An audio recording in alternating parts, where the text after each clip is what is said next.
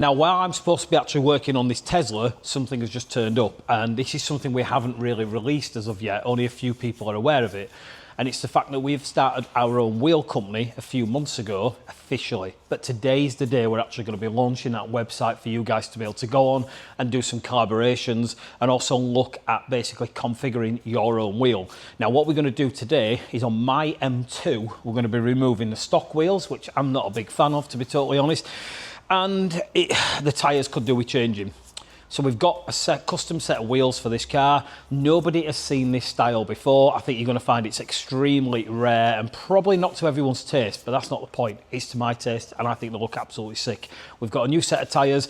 Dan and Ellie have come in because I don't have the time to do anything on here, but what we're going to be doing first of all is removing these wheels and then doing a very basic test fit. We've done all the checks. I'm pretty sure they're going to fit, but if you watch the last video, which we did on the Porsche, it generally looked like the wheels weren't going to fit. When we dropped it down, they were absolutely spot on, and that's the worrying part. We're just going to do that before we fit the tyres, just in case I have cocked up by going a little bit too wide, because we're actually going to be jumping onto a 10.5J on the rear.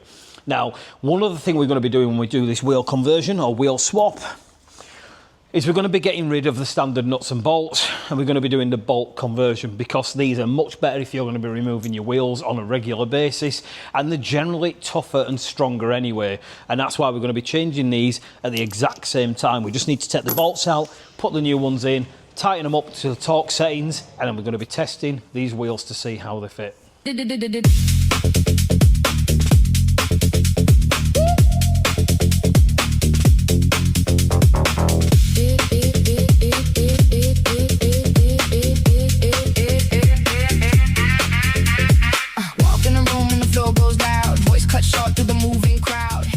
So what we've just done is checked with the manufacturers on the actual proper torque settings, and then we've gone and got from SSG one of their snap-on tools. Alex has kindly lent us this because this is much more advanced than the one we currently have, and this gives you proper readings in regards to the torque settings on these, because if these aren't right, obviously they're going to fall off, and if they're wrong, you're going to end up knackering them up. So you've got to be really careful in regards to how you put these on. Now, even though we've actually measured these wheels using our own wheel calculator, which is on the website online, when you start to go to this sort of width and dimension, there's still always a bit of a fear factor that they're going to fit. Now, we know they are, but it's still a bit nerve-wracking when you put them on, because we have gone ridiculously wide. Now, I can't remember how big the front are. I think they're 9.5J on this, but we have gone 10.5J on the back. So these are much bigger than the standard ones, and what we had to do is obviously work it out along with the actual tyres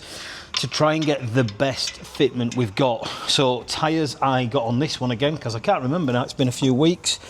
Can't even find it. 255 35 19s we've gone on here, and I believe the rears are a 265, but let's see if these actually go on all right, and then we're going to put a rear on, and then it's time to drop the car down and actually see if it does tuck under the arch properly, because since we've ordered these wheels, we've also put the e-back suspension on. So I'm going to show you what these custom wheels actually really look like. Now, we had a few days on because we took the car out, we did a bit of a drive in it, and we have actually just cleaned these wheels. So as you can see, the car itself is a little bit dirty, but we've cleaned the wheels for you. But the fitment on this is literally spot on to a point.